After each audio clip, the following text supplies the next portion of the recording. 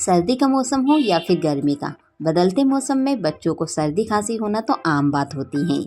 और बच्चे बाहर की जो सिरप और दवाइयाँ आती है वो भी खाते नहीं हैं अच्छे से, जिससे उनकी जो सर्दी खांसी है वो जल्दी ठीक नहीं हो पाती। तो आज मैं आप लोगों के लिए बच्चों की सर्दी खांसी को दूर करने का एक बहुत ही अच्छा घरेलू नुस्खा लेकर आई हूँ, जिसे खाने के बाद बच्चों की सर्दी खांसी काफ़ी हद तक कम हो जाएगी और इसे खाने में वो कुछ भी आनाकानी नहीं करेंगे। तो चलिए फटाफट से आज की रेसिपी को देख लेते हैं।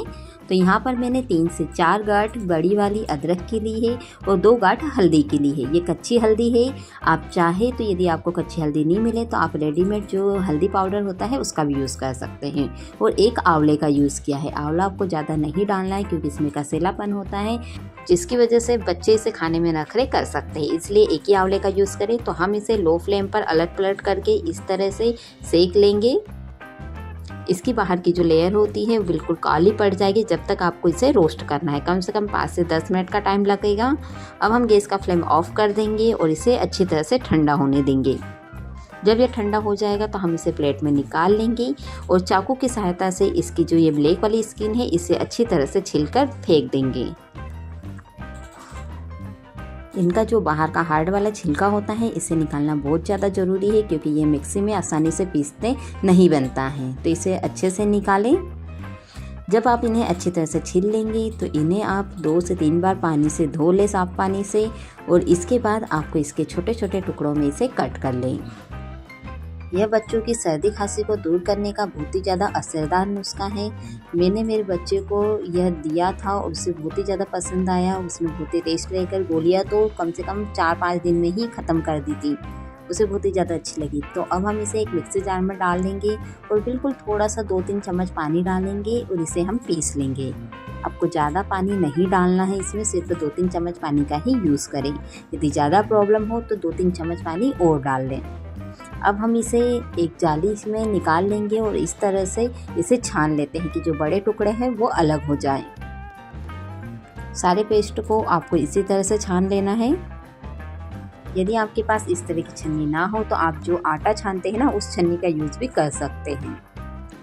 तो जो मोटा वाला पार्ट्स था वो हम फेंक देंगे और ये जो बारीक पेस्ट बचा हुआ है इसे हम डालेंगे फ्राई पैन में। सबसे पहले हम फ्राई पैन में 1 चम्मच देसी घी डालते हैं। देसी घी जैसे ही गर्म हो जाएगा हमारा जो पेस्ट है वो हम डाल देते हैं और इसे लो फ्लेम पर हम चलाते हुए पकाएंगे जब तक ये हल्का गाढ़ा ना हो जाए। इसे हम लो फ्लेम पर लगातार चलाते हुए पकाएंगे। इस तरह से लंबा लंबा फैलाते जाएंगे जिससे ये आसानी से फटाफट थोड़ा पक जाए और गाढ़ा हो जाए। आप देखेंगे कि धीरे धीरे ये इस तरह से गाढ़ा होना चालू हो जाएगा।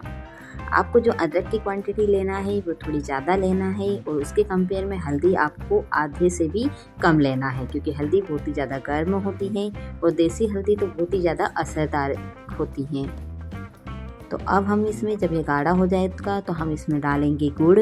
गुड़ आप आपके अनुसार डालें कि इतने पेस्ट में कितना गुड़ डालना है। इसे भी हम अच्छी तरह से मिक्स कर देंगे और मिक्स करने के बाद वापस इसे गाढ़ा होने तक हम पकाएंगे। इसे भी आपको लो फ्लेम पर ही चलाते हुए पकाना है। आप देखेंगे कि धीरे धीरे इसका कलर चेंज हो गया है। तो जब गुड़ अच्छी तरह से मेल्ट हो जाएगा उस स्टेज पे आप इसे निकाल कर अलग बाउल में रख सकते हैं। आधा पेस्ट जो है वो अलग से निकाल लें। तो इसे आप एज सिरप या फिर एज च्यवनप्राश की तरह बच्चों को आधा चम्मच डेली दे सकते हैं। यदि उन्हें सर्दी खांसी है तो दोनों टाइम आधा चम्मच।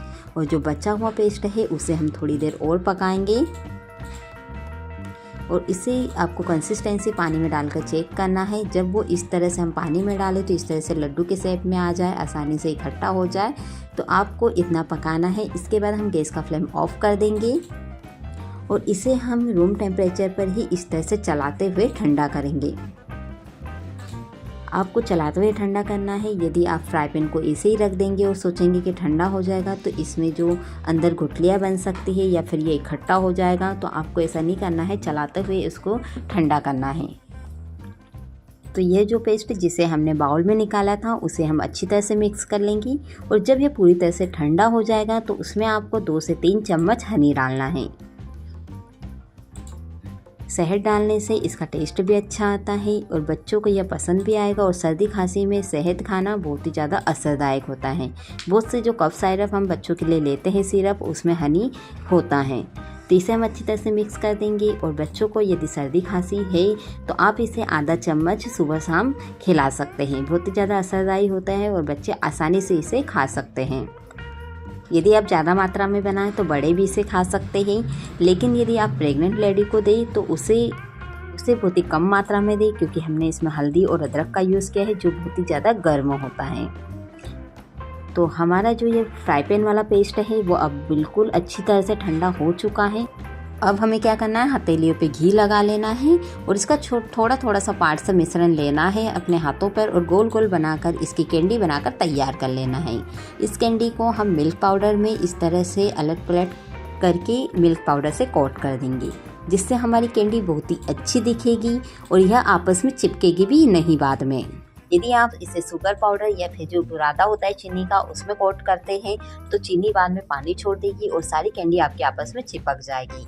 तो बेस्ट यूज़ इसका रहेगा कि आप थोड़ा सा मिल्क पाउडर ले लें, उसमें अच्छी तरह से कोट करके रख दें। तो इसी तरह से आपको सारी कैंडी बनाकर तैयार करना है। बिल्कुल छोटी छोटी सी कैंडी बनाकर तैयार कर लें।